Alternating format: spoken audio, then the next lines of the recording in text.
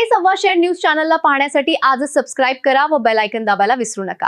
नवीन video पाहण्यासाठी आजच आमच्या चॅनलला फॉलो करा। तसेच श्री मोमक्का सुदर्शन पोलीस अधीक्षक अहिल्यानगर यांच्या आदेशान्वये पोलीस निरीक्षक किरण कुमार कबाडी यांच्या मार्गदर्शनाखाली पथक तयार करून अवैध वाळू उपसा आणि वाहतूक करणाऱ्या इसम्यांविरुद्ध कारवाई करण्याकामी रवाना केले।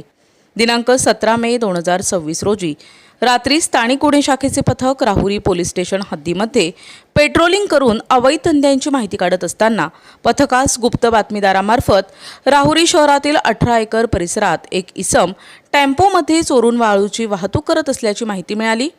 पथकाने तात्काळ राहुरी शहरातील 18 एकर परिसरात जाऊन सापळा रचून थांबले असता तेव्हा टेम्पो येताना दिसला। पथकाने सदर टेम्पो थांबवून चालकास ताब्यात घेऊन त्याचे नावगाव विचारले असता अकील कासम पठाम असे सांगितले। सदर इसमास टेम्पोच्या मालकाबाबत विचारपूस करता त्याने टेम्पोचे मालक ओमकार संजय तणपुरे असे सांगितले।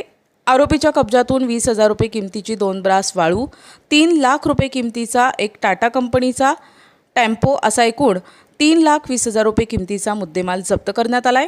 ताब्यातील आरोपी विरुद्ध राहुरी पोलीस स्टेशन येथे गुन्हा दाखल करण्यात आला असून तपास राहुरी पोलीस ठाणे करत आहेत। अहिल्यानगर जिल्ह्यामध्ये कोठेही अवैध धंदे चालू असल्यास स्थानिक गुन्हे शाखा अहिल्यानगर येथील फोन नंबर 0241 241 61 11 डायल 112 यावर कळविण्याबाबत नागरिकांना आवाहन करण्यात येत आहे।